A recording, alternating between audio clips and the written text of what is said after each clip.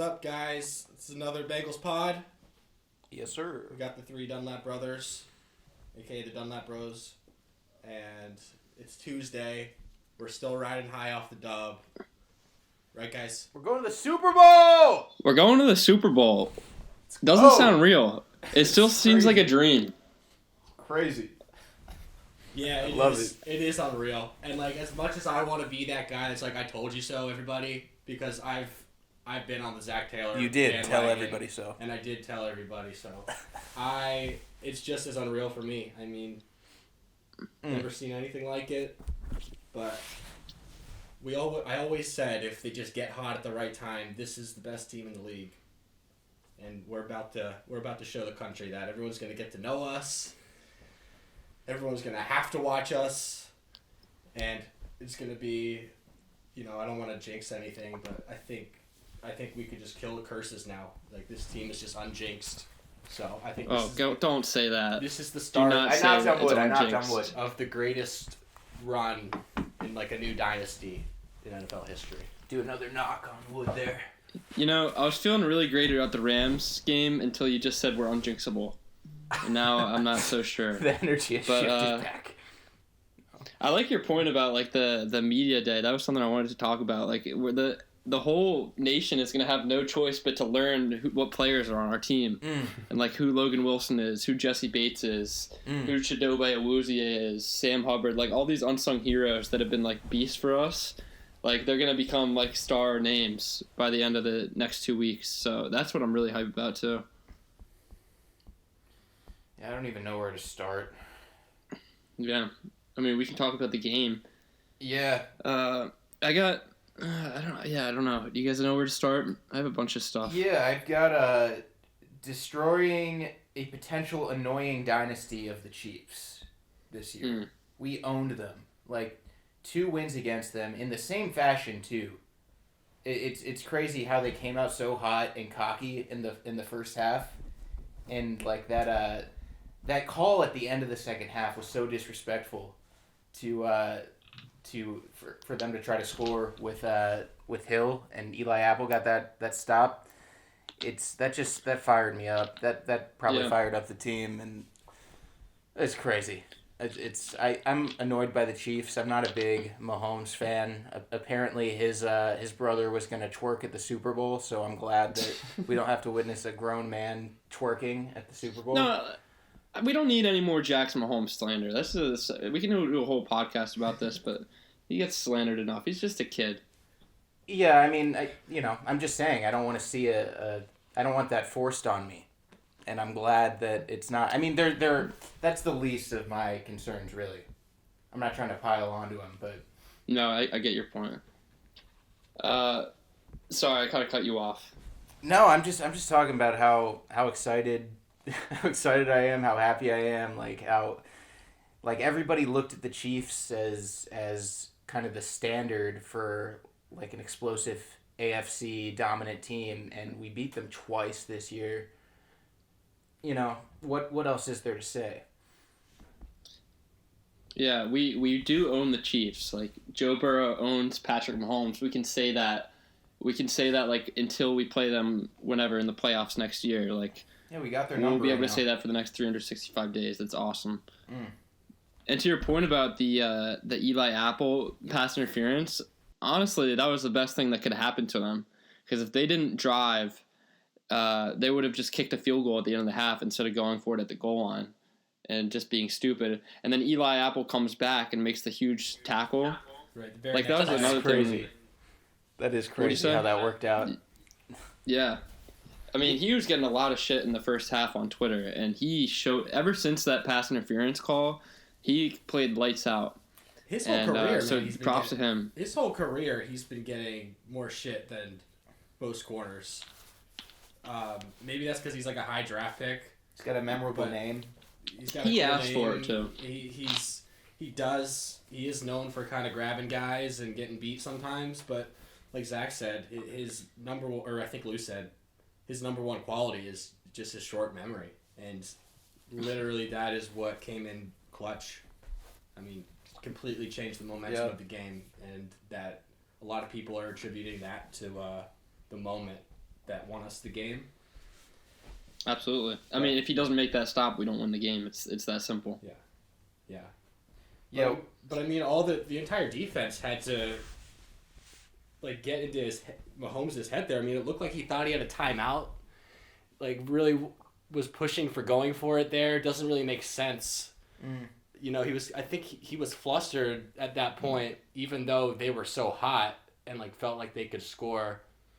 Like this defense still gets in your head even when you're doing that to us. Kept him out of the end zone the whole second half. Yeah. Yeah, I mean, I remember I was watching with my friends at my house, and the Chiefs are rolling. It's 21-3, and they're saying, like, it's over. Mahomes is 13 for 14 with 3 touchdowns.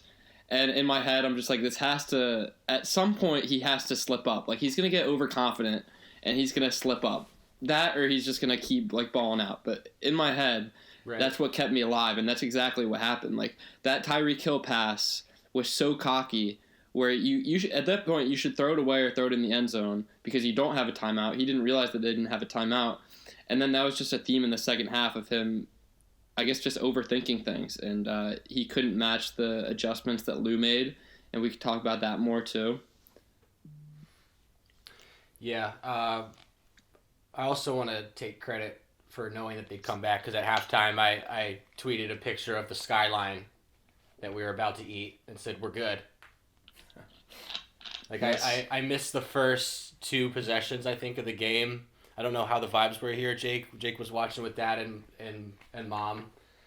And then I get back, and the first thing I hear when I open the door is Dad says, we need you. That was me. That was you said that? The vibes were not good. Yeah.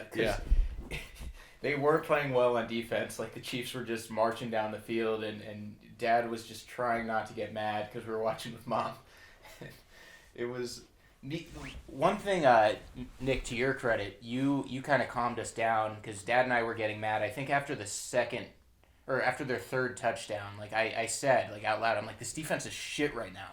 Like, this defense is terrible. Like, and you were like, they're a second half team. And I was thinking, like, that's right. Like, there are going to be pockets of momentum that if we capitalize, we'll be good. And, like, that was one of those moments, like, that last drive, like, at the end of the half, like, they needed to make that stop in order, like, for the momentum to shift, and they did. Yeah, like the Jags game. That was the game right there. Yeah. Before half, they got that goal line stop. Jags could have made it a 3-possession game. We've been here. Chiefs could have made it I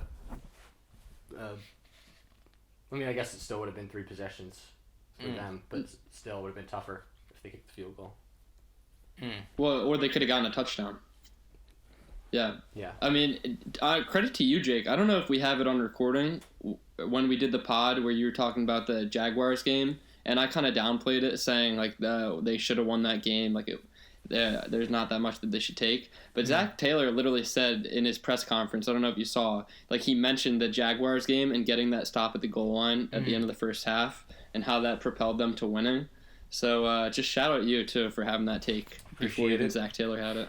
No, yeah, that Jaguars game, I remember, like, that was a close game, and that was early in the season, you know, Trevor Lawrence versus Joe Burrow, that matchup, that's in people's heads. People are wondering, like, oh, who's the better QB here? I mean, we know who the better QB is, but, I mean, you know, it was a close game at first, so it was, that game was up for grabs until the half, until we did take the momentum, and, yeah, that's funny that it played out that way. In this game too. Yeah, I don't know. Yeah, and go ahead. No, go for it. I was just gonna go back. Oh no! This is the lag. The AirPods lag. Yeah. You can go. I was just gonna praise Joe Burrow shit more and just say, like, he's the best quarterback in the league, and I don't know how you can dispute that, but people are still saying, oh, top 4 now. top 3, like, can't put him ahead of Mahomes still or Aaron Rodgers, but that's one thing I want to talk about is like how the media is like have been framing this whole time. Like, it's funny how the experts, like, before each playoff game for the Bengals, the majority of them always picked the other team, and now the Bengals are here. And like one thing that you'll see in like all the headlines, like, it's like, did the Bengals win this game or did the Chiefs lose? it's like, well, how did they lose? Because the Bengals beat them. Like, that's such a bullshit slight to the Bengals to be like, well, the Bengals didn't really win. The Chiefs, it's like, well, how did they lose? They just beat themselves? Like, no. Are there people saying that? Are people actually I've read asking that question? two headlines that were of that. Yeah, a lot of that shows gist. have that. That's like their debate. That's like the 3-hour talk shows. They need something to talk about. Yeah. I mean, First Take did it. I think Skip and Shannon did it. Speak for yourself. Skip predicted a blowout for the Super Bowl, by the way. Oh my gosh. I have some Skip Bayless tweets, actually, that we can get to. This is while the Chiefs were ahead, up big, that I wanted to point out on the pod. He said, "Congrats to the Kansas City Chiefs for winning the AFC Championship game and returning to the Super Bowl. Congrats also to Patrick Mahomes. This time, you won't crumble under the pressure to match the greatness with the GOAT." So already, like, taking shots at Mahomes for being in the Super Bowl and not having to play against Tom Brady. Meanwhile, the game's not even over. And then this one's after the CJ Uzama injury. Now CJ Uzama is being carted off. He's not quite Kelsey, but he's extremely important to Burrow. That's it. Not meant to be. Kansas City is now blowout city for Cincy. So you gotta love the good. I read those tweets in time, and I was like, he Skip's jinxing this. I gotta save these for the pod, and it's too good. Oh my gosh, yeah. Well, I mean, now you have to get to know the team. Like, he didn't know Drew Sample. He didn't know who that is, but he's a second-round pick, 3 years ago? And, man, like, he's gotten a lot of shit, too, but he's panned out. He's stepped up that game. Like, this team is deep. It's not just about the offense. I mean, it's not just about the offensive line holding them back. It's about how they have options everywhere. Trent Taylor stepping up with the 2-point conversion. Okay.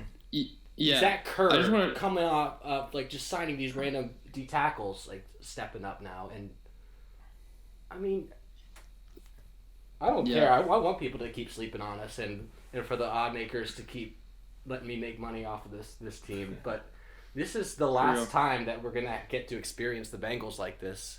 I really do think this is the dawn of the new era. Like, you can't talk shit about this team anymore if they win this Super Bowl. Or this franchise in general. And it's all because some kid from Ohio, number 1 overall pick's doing something we've never seen before. Not to mention coming in during a pandemic year, becoming a leader and captain during a Zoom season as a rookie with a rookie head coach. I mean, like a young head coach and like an inexperienced coaching staff. It's just never seen anything like this, and that's why I put him number 1. Yeah. I mean, we can debate that going in the next couple weeks and after the season. But you mentioned Trent Taylor, and one of my notes was, like, that 2-point conversion play call was, like, one of my favorite play calls ever. That was lit. Like, you put Trent Taylor in, nobody's expecting the ball to go to the small white guy who never plays. And he's wide open. The Chiefs don't cover him at all. Like, just genius play call by Zach Taylor. One of my favorites of all time. Like, it was awesome. Yeah, I wanted to point out, too, the redemption of P. Ryan. Dude, that's one of my notes, too. I've always been a P. Ryan stan. He was awesome. Yeah. Credit you for that. I mean, I've always been saying, Chris Evans needs snaps. We got to get him involved. Matt, you were right there. He had that, like, tip ball against the Titans, and that was really, like, the only thing that he's done wrong. That made me hate him. Maybe he's missed a block. Like, I don't really know, but he's also playing like a star. It's crazy, and nobody knows about him. Yeah, he also ran the wrong way on one of the screen passes, which could have been bad. Right. But that was the only thing. But he's a bowling ball, dude. Like, he's fast, and he just runs through people. Like, I like him a lot. He's definitely an unsung hero on this team. Yeah, and then he comes out on special teams and just, he's flying out there, too. It's cool to see. A true vet. Is he on the... Yeah. Is he on the punt team? He's on the kickoff team. I was going to say, if he's on the punt team, they could do cool fake in the Super Bowl. Fake punt. Yeah. I don't know. Make that work somehow. What was your favorite highlight from the game, guys? Oh, good question. It's tough, dude. I think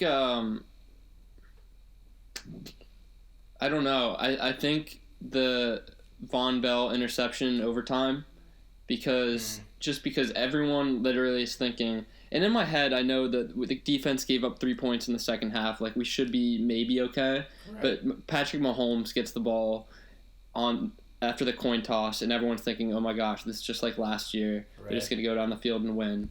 And you see him launch it deep to Tyreek Hill, and you're like, oh no, like this is the beginning of the end. And Jesse Bates makes an insane play, tips it right to Von Bell. Like, and then at that point, you know it's over. Like, they're not even in field goal range yet. They're at the other 40, but you just know they're going to take it down, get it in McPherson range. He's going to nail it, and the Bengals are going to go in the Super Bowl. So that's when I really lost it, and that's when everything hit me, and that was for sure my favorite play. Same here. I would go with when Joe high-stepped away from Chris Jones and ran for the first down on third down. I think that was to set up the go-ahead field goal, so that like there was like 10 minutes left on that drive. I think that was incredible. Just the awareness, and that's like a superstar player that he's doing that too. I have a theory that Tom Brady saw that play and was like, "Yeah, I'm gonna retire. I can't do that anymore." Yeah, I mean he could never do that. To be fair, that was never Tom's game. Right. Yeah. But I like the timing though of him passing the torch to Burrow. Yeah, for just in time. I do like to think that Joe Burrow had something to do with Tom Brady retiring. Like just seeing him, because like one of the things Brady was saying was like, I can't give 100% anymore. It's like real recognize real. That's what I'll say. Yeah. I don't like the Brady comparisons because Joe doesn't like them, but he's gonna be compared to him for a long time. Like that's definitely gonna be conversations on sports shows, and Rex Ryan's been doing it already. He's been doing that. Yeah. One more highlight that's definitely worth an honorable mention. The BJ Hill tip interception. Just shout out BJ Hill, man. Just like Duke Tobin, great job trading Billy Price, who's never going to see the light of daylight. Although he probably would have played poorly, but he would have had some snaps on this team. Trading him for BJ Hill, just a rotational guy. Like, the thing about Super Bowl teams, they have that next man up mentality. And Ogunjobi comes out, and BJ Hill just has an absolute day. Like, plays out of his mind. Just love that guy. Love this organization for getting him. Just, like, shout out BJ Hill, too. We got to include him. Yeah, no doubt. And it's the same thing with, like, Eli Apple stepping up. Trey Waynes gets hurt. Just fills in, and it's like, I'm going to play this now. And, like, I think we need to re-sign him.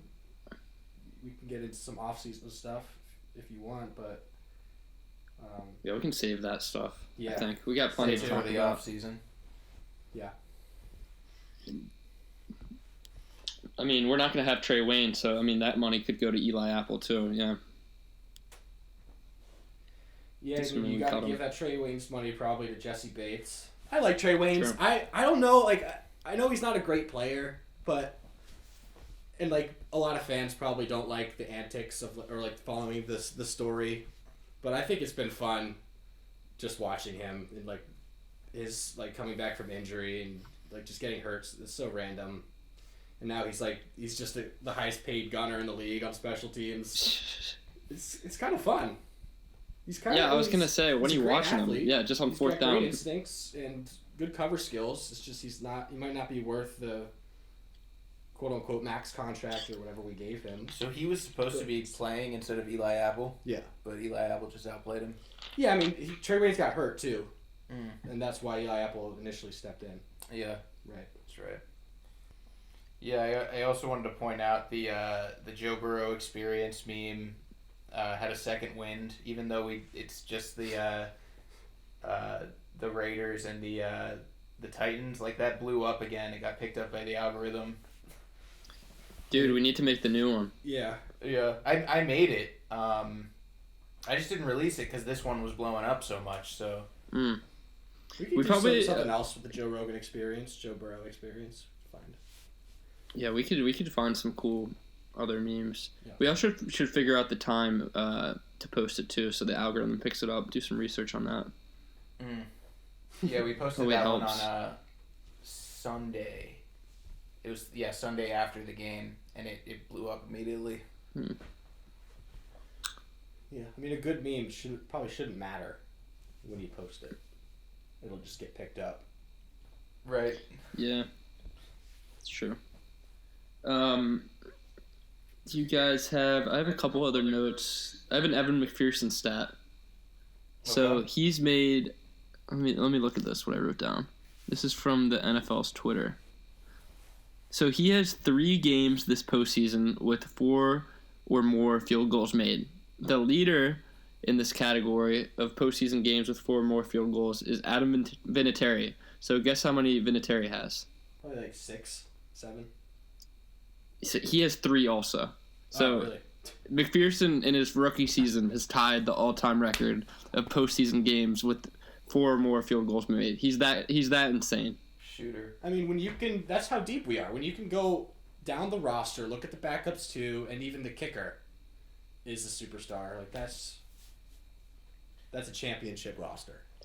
Dude, he's so valuable to this team right now. Like, the Bengals would be screwed without him because they've been so mediocre in the red zone over these playoffs, but they've just had this guy who's been able to save them. Like, money. I mean, and like Zach's commented on like how he can call plays with like having a weapon like that. You know, you don't have to be super aggressive once you pass midfield. I mean, generally that's when offenses get aggressive and take their shots. But I mean, we can continue just to dink and dunk and do our whatever. We can do whatever we want, really, on anybody. It's gonna be tough. This team, we're so scary because we beat the Chiefs making 4 field goals. Like, no team should have to settle for 4 field goals and expect to beat Patrick Mahomes and the Chiefs, and we did. And that just shows me that we didn't even play our best. Like, we can still play better. Like, you know, we talk about Joe Burrow, but like the stuff that the front office did this offseason, I think is like, you know, that shouldn't be undermined at all. Like that's the defense has kept us in all these games. Really. That's true. For sure. That's been a point of emphasis for the front office. And it's become apparent now that this isn't a shitty organization, that this is actually a really well-run organization, and it has been. It really has been for the past, I mean, I don't know like what day you go back, but I think since the Marvin era, this has been a competent NFL franchise. It's been a competitive team. I mean, we all know about the feelings we've shared, and there's probably more negative than positive over that time. But there's still like a pride that we had going into this season that, you know, a lot of people didn't know about unless you were a Bengals fan. You know about Duke Tobin. You know about the control that Katie Blackburn has gotten. You know about how Mike Brown is just a genuinely caring guy that wants to see this team do well. That doesn't stick his nose in the roster or personnel decisions anymore. This is Zach Taylor's team. No, yeah, there's a bunch of things about the Bengals that are like signs of, I think, a good franchise. Like Paul Brown Stadium, like it's a beautiful, beautiful stadium. Like beautiful name, named after our founder. We saw that game. We went to the Jets game earlier this year. We went to MetLife. I don't like MetLife. I don't think it's a nice stadium. I think it's kind of shitty. It's kind of boring.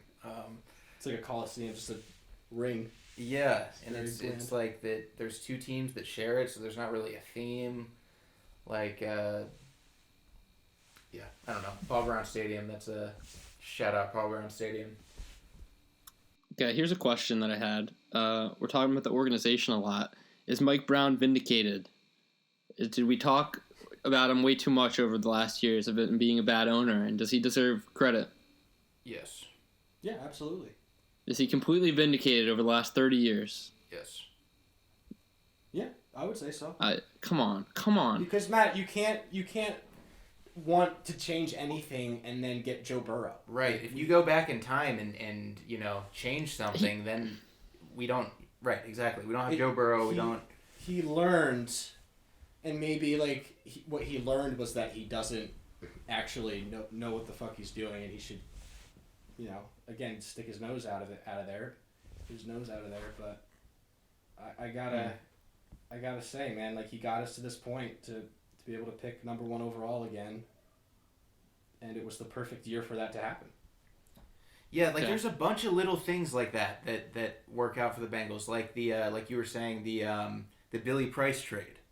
Like we had to get Billy Price so we could trade for this guy to get the interception. Like that Eli Apple penalty. It's like that had to happen so Eli Apple could get the tackle at the goal line. Like there's a bunch of like shitty things that had to happen to get here. So that's why I would vindicate it. Yeah, for sure. Just because we are where we are. Here's why I disagree. He got lucky. We were so bad that we have the first pick in the draft, and miraculously, the best quarterback of all time is going to fall to us, or it's going to just be right there at number 1. Like, this could have been a draft where we got Trevor Lawrence, who was underwhelming, or, I don't know, some other guy who could have gone number 1 in another year that would have been underwhelming. But we got Joe Burrow, and we were lucky for that. And also, like to your point about the B.J. Hill trade, the Bengals don't make trades. Like they recently started to do that, and that's why they've seen success in winning. But over the last however many years that Mike Brown's owned the team, they just don't make trades, and they don't sign free agents. And that's hurt them so much because so many of these players that we see now who are thriving came from free agency. So that's a product of Mike Brown changing. Like, yeah, he's doing well now, but am I willing to forgive the last 30 years where he was stubborn and wouldn't sign free agents and wouldn't make trades, wouldn't do things that wouldn't fire Marvin Lewis, wouldn't do things that he needed to improve the roster, building an indoor training facility. Still haven't done that. Like there's so many things that he's not vindicated for me, but I mean you can say that he's done well over the last 3 or 4 years to at least try to make up for it a little bit. But I'm not willing to forgive the last 30 because I think he got a little bit lucky of just getting Joey B. Yeah, I mean, I'm going to have to push back, but I kind of agree with you. I just, it could be divine intervention. It could be luck. It could be, he really did just stumble into this situation. But, I mean, if you do look back, I mean, every year he's given more and more control to Duke. And this is completely Zach and Duke's roster. What was I gonna say? Except for Jackson Carman. It's Zach and Duke's roster plus Jackson Carman. Yeah. What was I gonna say?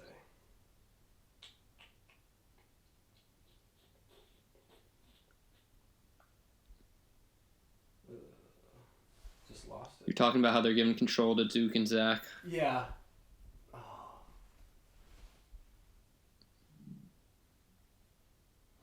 It was connected to something you said, but I'll think about it. The training facilities? Maybe. That's got me closer to it. Now it's like on the tip of my tongue. They gotta build the training facility, right? Like now that they're a good team, like now is the time that you should probably build. That you have a franchise quarterback. You don't want him to like get struck by lightning or something, or like slip in the like rain when you're practicing. Like now is probably the time to build that, right? Yeah, I mean those are expensive, Matt. I don't know. I mean, you're gonna get a lot of revenue from the Super Bowl run. I think this is the time. I think last year or the year before that they upgraded their training facilities, so I don't think they're gonna do that. I do love the walk. Something. How they have to walk across the street to get to practice. Yeah. Like part of my take was actually making fun of that, but I think it's really cool. That's like cool. The whole, so, you can film them and fans get to see them. You walk by that and you can see the guys up close. It's got like a old school. It's not so much a spectacle. It's just some guys playing a game. Vibe to it. Yeah, there's like those training camp clips where you see like the guys walking across the street. Those give you the goosebumps. Yeah. Get ready for the season. Yeah, I don't want to miss out on that though.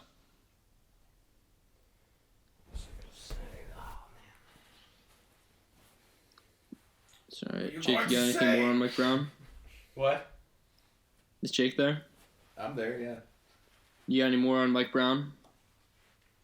No, I mean, I hear you. But, you know, I feel like he's still vindicated in my eyes because he did step back and you know, allowed the peeps to bring in some free agents finally, and that it was, you know, that he was lucky enough to get Joe Burrow, who's, you know, once in a lifetime talent. So, still vindicated in my eyes, but I see your perspective. I remember what I was going to say. Nice. So, the fact that there's even a football team in Cincinnati, right, I think a lot of franchises would have moved after the start, like after from 91 to 99, how bad they were in the 90s. So, a lot of people would have just jumped ship, but he really does care about winning. And albeit he didn't know how, you know, he kept the team here, he kept it family owned and kept some secrets. And, you know, didn't always make the right decisions. Didn't make many right decisions, I guess you should say. But, you know, he learned from all the mistakes. He learned from the Marvin era. He learned from the Carson Palmer thing. He's the prince of modern day football. Because Paul Brown is the king of modern day football. Yeah, right. That's the thing that people don't know, too. You talk about, like, people getting to know the Bengals now, that, like, the Bengals are football royalty. Yeah. They really are a classic NFL team. It's true. And now we're back to that point in history, so that's pretty cool. Yes, sir. Yeah, we got through all my notes. I don't know what you guys have at this point. Yeah, I feel like that's a pretty good way to end it. I don't have anything else. Yeah, we could talk forever about how good Joe Burrow is. So. Yeah. All right. Cool. Next week. We'll be back next week. Peace. Hit the sub and like button. Smash the subscribe. Thank you.